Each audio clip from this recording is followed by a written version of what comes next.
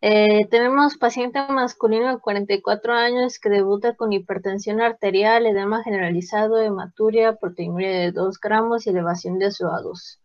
Todos los estudios inmunológicos se encuentran pendientes. La imagen procede de la biopsia renal practicada. El estudio mediante inmunofluorescencia no demuestra anticuerpos antimembrana basal ni complejos inmunes. ¿Cuál sería tu diagnóstico más probable? Y lo que observamos es esto que está aquí en pantalla. ¿Tengo forma de hacer puntero con él? No, llevo rato buscándolo y no. Eso estaba viendo. Bueno, básicamente tenemos ahí, podemos ver, pero no tengo con qué abrir esta maíz. Podemos ver el glomérulo al centro, hipotrófico, podemos ver alrededor diferentes vasos y podemos ver esta formación de semilune que es la proliferación, ya toda es, ¿cómo se dice? Esclerosada. Entonces ya está medio avanzado esto. Y entre nuestras opciones tenemos síndrome de Goodpasture. Ese de inmediato es descartado porque no tenemos anticuerpos antimembrana basal. Glomerulonefritis Pachyinmune. No tenemos datos para descartarla, entonces ahorita la volvemos a guardar. Tenemos glomerulonefritis membranoproliferativa tipo depósitos densos. Esa es caracterizada por presencia de inmunocomplejos C3 y C4, especialmente por el descenso y pues el depósito, obviamente. Acaban de decir que no están, entonces NEL. Y glomerulonefritis proliferativa difusa aguda por Streptococcus aureus. Ahorita vamos a abordar tanto la pauchinmune como la difusa aguda. Súbele poquito, Jera, para que se vea de arriba. Entonces, viendo que el masculino tiene estas características de la hematuria, la elevación de los azuados y el edema generalizado y la hipertensión arterial, podemos pensar en un síndrome nefrítico. Ahora, estamos hablando de que no hay un antecedente claro de, de de una gripa o algo así, entonces no podemos como tal irnos en ese camino. Pero debido a cómo está tan marcado o tan agresivo el cambio que incluso ya se hicieron semilunas, podemos pensar en un síndrome nefrótico con una variante de glomerulonefritis rápidamente progresiva, por lo cual nos vamos por glomerulonefritis pouchinmune, que si recordamos, en esta no se presentan ni C3 ni C4 y tampoco se presentan anticuerpos para la membrana. Entonces, esa es la primera respuesta. Y continuando con el caso, de acuerdo a la evolución y biopsia renal, ¿qué otros datos esperas encontrar en estos pacientes? Anticuerpos antimembrana basal glomerular, no. Anticuerpos antinucleares, estos son los ANCA. Pues sí, sería una opción. Hipocomplementemia del predominio C3, no. Nódulos pulmonares cavitados, no, porque al final si tuviéramos nódulos pulmonares cavitados estaríamos hablando de una enfermedad granulomatosa de tipo tal vez necrotizante con un síndrome pulmón riñón, y eso no es lo que tenemos aquí. Entonces, debido a que eh, la glomerulonefritis renal de Paucini es limitada y literalmente como características es una vasculitis que es identificada por los anticuerpos antinucleares o los ANCAs, pues esa es nuestra respuesta. Entonces, tenemos este segundo caso clínico. Alejandra, de que tiene 35 años, acude por presentar hematuria macroscópica con dosis de evolución. Comenta iniciar con odinofagia y cuadro gripal 3 días previos. Niega enfermedades importantes, solo refiere los episodios de hematuria macroscópica hace un año. Comenta que un mes posterior al último evento persistía con hematuria microscópica en el examen de orina, pero ya se encontraba sintomática, así que dejó de acudir con su médico. A la exploración física, Presenta tensión arterial de 120-60, frecuencia cardíaca de 72 por minuto y frecuencia respiratoria de 16 por minuto, sin ningún dato importante de respiración, y un nego con 20 eritrocitos por campo, dismórficos en un 20%, que tenía una sérica de 1 miligramo de decilitro, sin proteinuria, anticuerpos antinucleares negativos y complementos normales. La primera impresión diagnóstica sería, dentro de las aquí presentes y por descarte, glomerulonefritis postestreptocócica no pudiera ser, aunque presenta un cuadro de odinofagia y gripal algunos días antes, es apenas cuestión de días. Si fuera una glomerulonefritis postestreptocócica hubiera pasado ya por lo menos un par de semanas, entonces la descartamos. Vasculitis pasoinmune limitada a riñón, no parece que haya signos de vasculitis. Nefritis lúpica de clase 4, tenemos anticuerpos antinucleares negativos, así que también se pudiera descartar, por lo que nos quedaría al final nefropatía por inmunoglobulina A. Un detalle que nos puede ayudar a confirmar este diagnóstico sería la edad, porque se tiene sus mayores picos entre la segunda y tercera década de vida, entonces 35 años está cerca de ese rango. En esta patología, ¿cuál de las siguientes no se considera un factor de mal pronóstico? Y consideramos que la persistencia de antiacetolicinas elevadas no se considera precisamente un factor de mal pronóstico, porque la creatinina sérica elevada, la proteinuria y la hipertensión arterial sistémica ya presentes, nos pudiera hablar ya de un compromiso renal. En la biopsia renal, ¿qué esperas encontrar?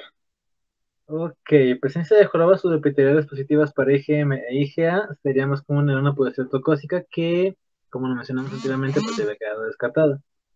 Inmunofluorescencia negativa con presencia de semionas segmentadas. Es muy probable que se encuentre una inmunofluorescencia positiva.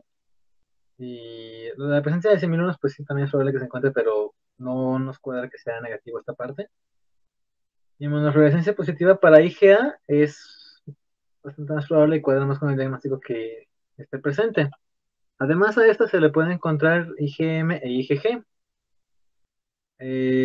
Aunque en C3 aparece normal, sin embargo, según un artículo que checamos, es probable encontrar C3 en aproximadamente un 70% de los casos en los que se presenta la glomerulopatía por IgA.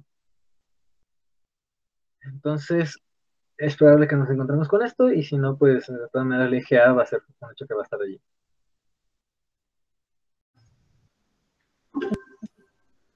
Ok, en nuestro tercer caso tenemos una paciente femenina de nombre Josefina que tiene 56 años de edad, padece diabetes mellitus tipo 2 desde hace 6 años.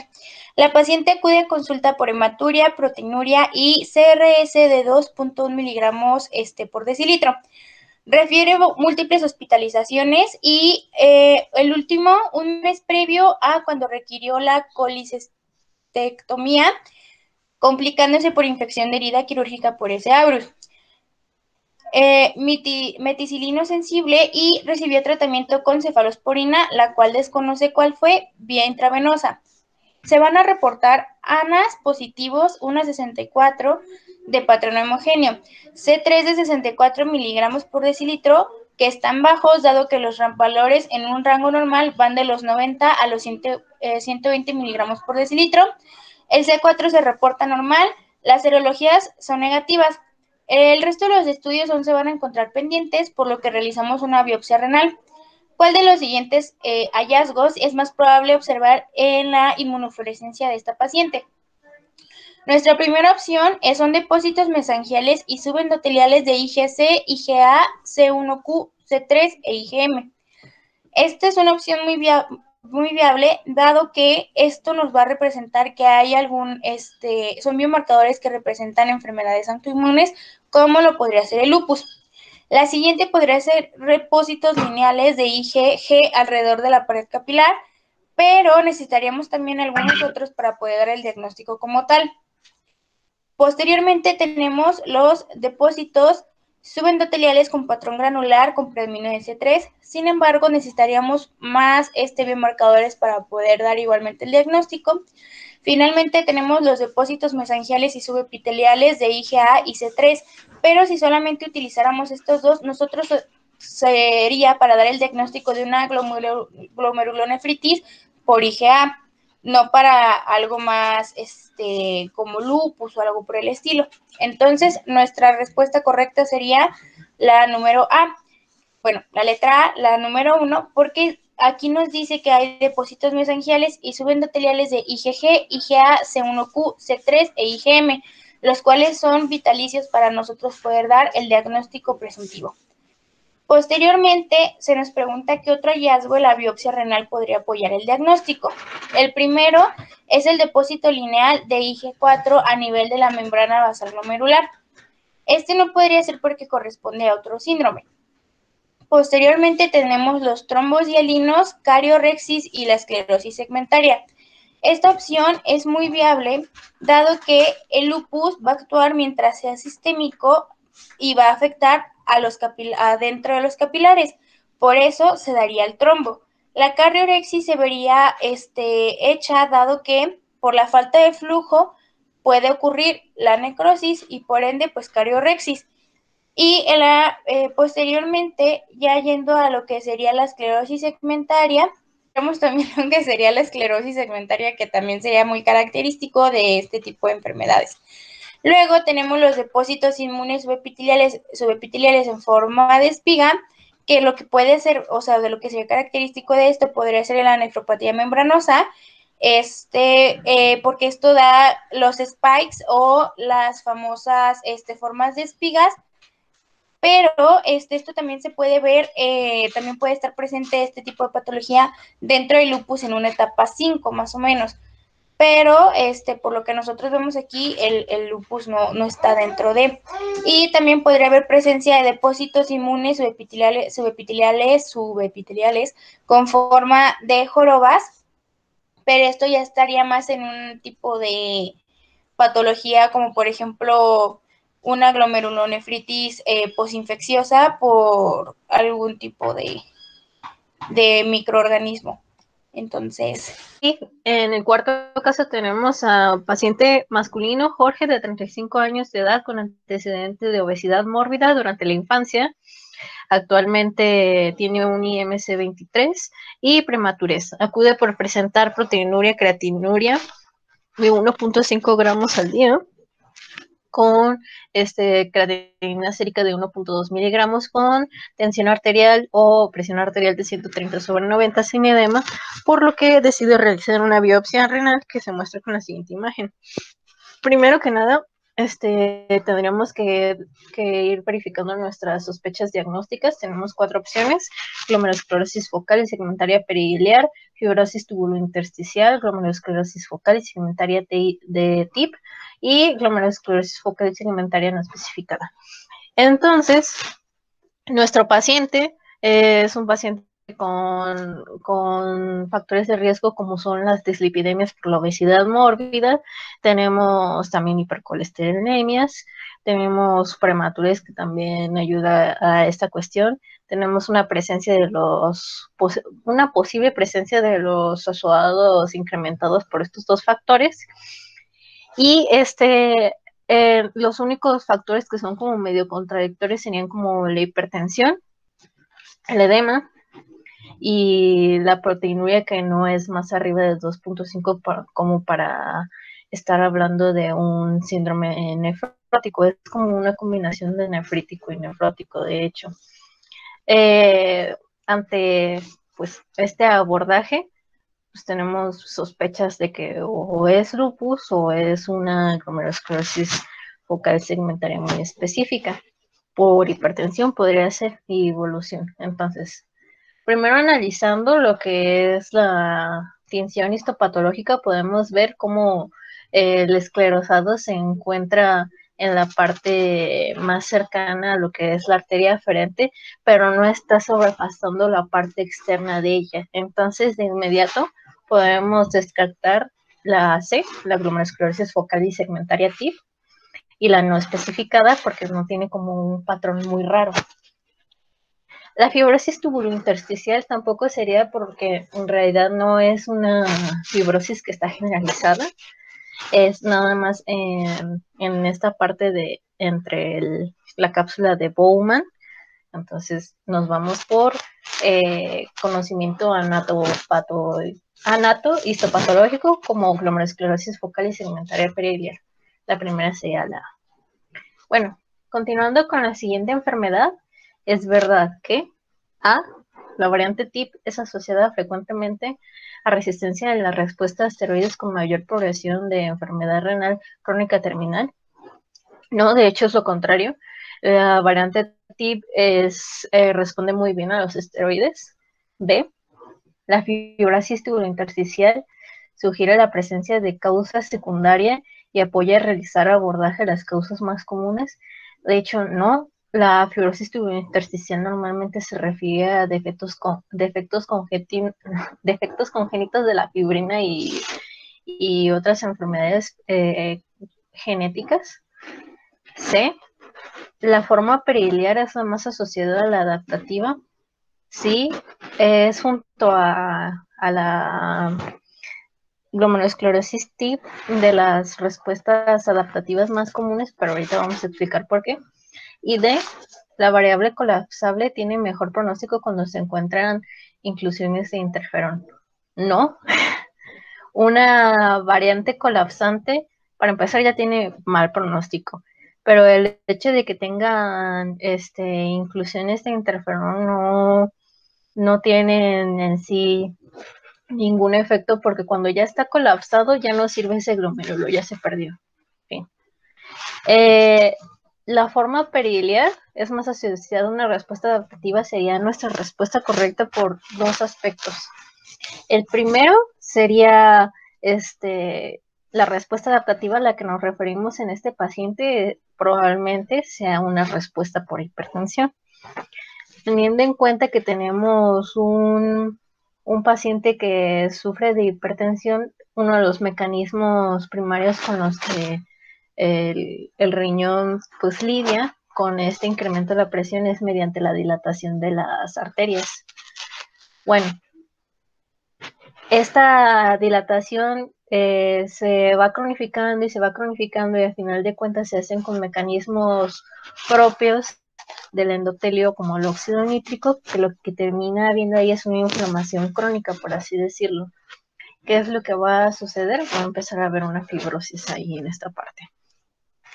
Y la otra es, la segunda cuestión de la respuesta adaptativa es si es la TIP o la periliar, pero como ya mencionábamos, la TIP en realidad tiene una anatomía del otro lado de donde está bien delimitada nuestra fibrosis.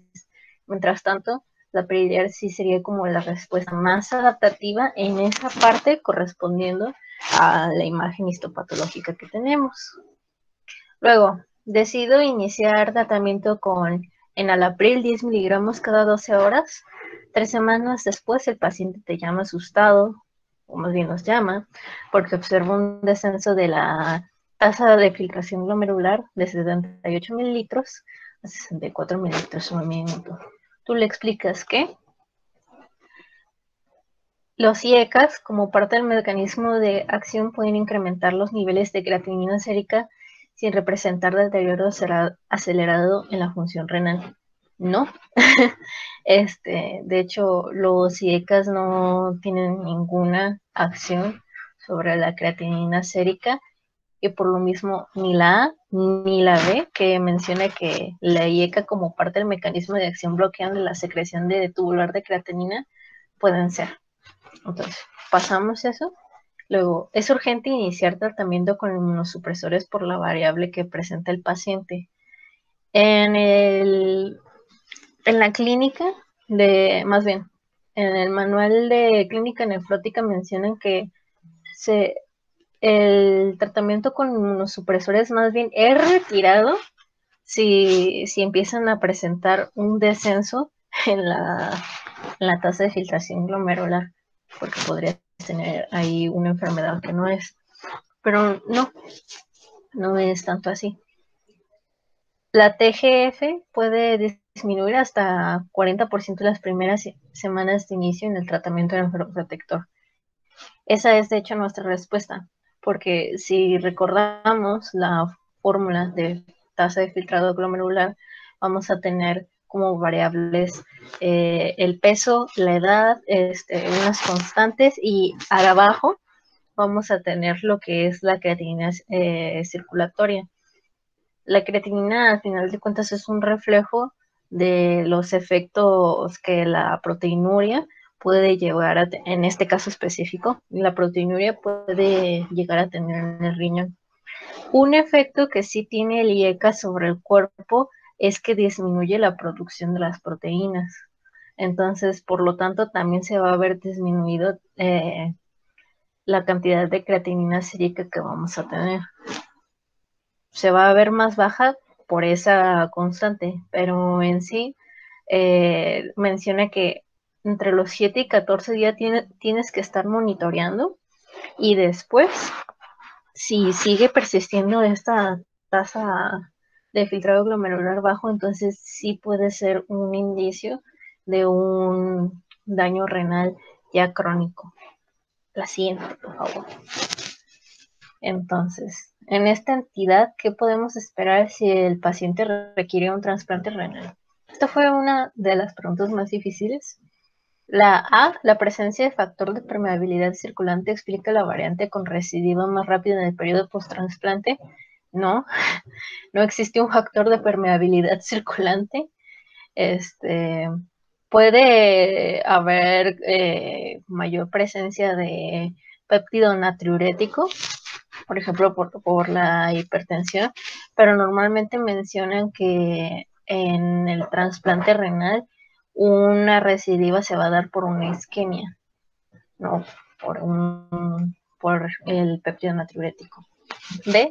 La presencia de mutación en la nefrina se asocia a recurrencia en enfermedad renal crónica terminal en los primeros 5 años.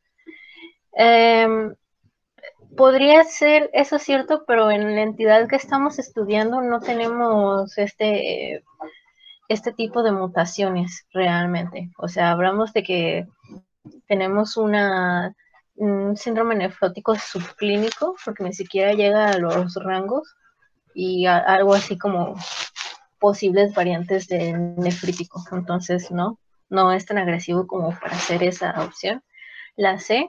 Los pacientes que debutan con proteinuria nefrótica con remisión parcial tienen más riesgo de la recurrencia en el trasplante. No, porque a final de cuentas es una proteinuria nefrótica que es consecuencia del proceso adaptativo. Entonces no tiene que ver una con otra. Y la C. La recidiva en el trasplante suele caracterizarse por la aparición de proteinuria subnefrótica con incremento gradual. Esa fue la opción más viable que vimos. A final de cuentas, si esta hipertensión o cualquier otro factor que esté haciendo este síndrome subclínico renal no es tratado y controlado, pues lo mismo va a pasar con el siguiente riñón y el siguiente riñón que le pongas. Pero si este es controlado, pues la verdad es que únicamente se va a ver afectado si empieza a haber como un descenso, y como todos los riñones que envejecen y van perdiendo su función de filtrado de tasa glomerular, pues esto también va a ir perdiéndola, pero de forma ya natural. Ok, ahora con el quinto y último caso, tenemos el caso de Daniel, de 5 añitos de edad, que es llevado a urgencias por presentar astenia, fiebre, y su madre refiere que hace 4 días inicia con un cuadro de diarrea que presenta moco y sangre, que atribuyó a una infección por comer tacos en la calle. El niño presenta hipotensión, temperatura de 37.9 grados centígrados y lesiones purpúricas en glúteos y muslos, sin aliento, y se reporta con una hemoglobina de 7 gramos sobre decilitro, leucocitos de 9.000 por microlitro, plaquetas de 26.000 por microlitro, DHL de 1.800 UI, aptoglobinas bajas, dieta de 1.8 miligramos decilitro, transaminasas normales, creatinina sérica de 2 miligramos decilitro, algo con proteinuria positiva y hematuria equivalente positiva. Y después de iniciar una hidratación intensa, tú solicitas en primer lugar. Ok, aquí vemos nuestras opciones. Niveles de anti-MBG. Es un poco probable porque no presenta síntomas respiratorios o problemas pulmonares como para poder pensar en una enfermedad de Goodpasture. Niveles de Adams 13 sería más si pensamos en un problema plaquetario, pero se puede descartar por lo mismo que descartaríamos los niveles de estrés c 4 que tenemos presente un cuadro previo de 4 días de evolución de diarrea con moco y sangre que puede estar explicando todos los síntomas. Entonces, podemos buscar primeramente una PCR para ecoorientar hemorrágica. Hay que tener en cuenta que también presenta hemoglobina baja y adologinas bajas. Y junto con la diarrea con moco y sangre, pues nos pudieran hablar en general de un problema hemolítico. Entonces, el siguiente, el resultado que solicitaste resultó positivo, por lo tanto tú comentas con el familiar. Se trata de enfermedad de Goodpasture, en jóvenes es rara la afectación renal, por lo que esperas mejor evolución. Y en general no esperamos enfermedad de Goodpasture precisamente porque no presentaron. Por lo que ya comentamos hace rato. Enfermedad por depósitos densos, no le misma manera es descartable porque tenemos la diarrea más presente. Entonces no sé lo que pediríamos.